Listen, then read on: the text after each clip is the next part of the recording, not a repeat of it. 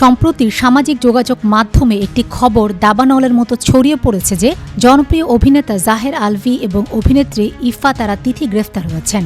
গত ২৮ ফেব্রুয়ারি রাজধানীর মিরপুর ডিউচেস এলাকায় আলভীর স্ত্রীর দুঃখজনক আত্মহত্যার পর থেকে বিষয়টি নিয়ে নেট পাড়ায় তোলপাড় চলছে।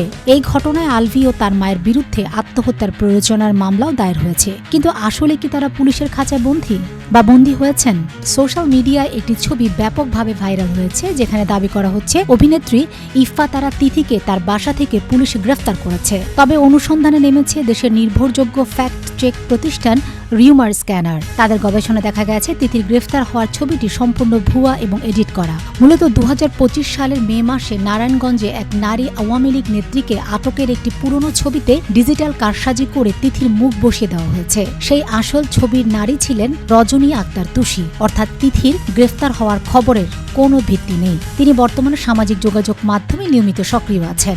এদিকে অভিনেতা জাহের আলভী গ্রেফতার হয়েছেন এমন দাবিতেও বেশ কিছু ভিডিও এবং ছবি ইন্টারনেটে ঘুরে বেড়াচ্ছে। এসব কন্টেন্ট দেখে সাধারণ মানুষের মনে বিশ্বাস জন্মালেও আসল সত্যটা একটু ভিন্ন।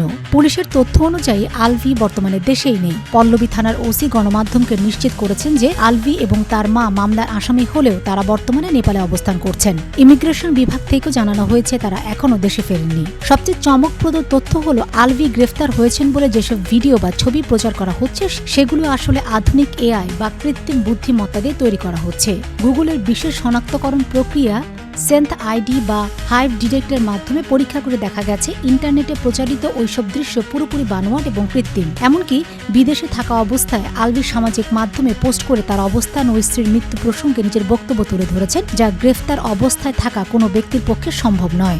আবেগের বশবর্তী হয়ে বা এআই প্রযুক্তির কারসাজিতে বিভ্রান্ত হবেন না। জাহের আলভী এবং ইফা তারা তিথির গ্রেফতারের দাবিগুলো এখন কেবল গুজব হিসেবে প্রমাণিত হয়েছে। যে কোনো খবর শেয়ার করার আগে সত্যতা যাচাই করে নেয়ার অনুরোধ রইল।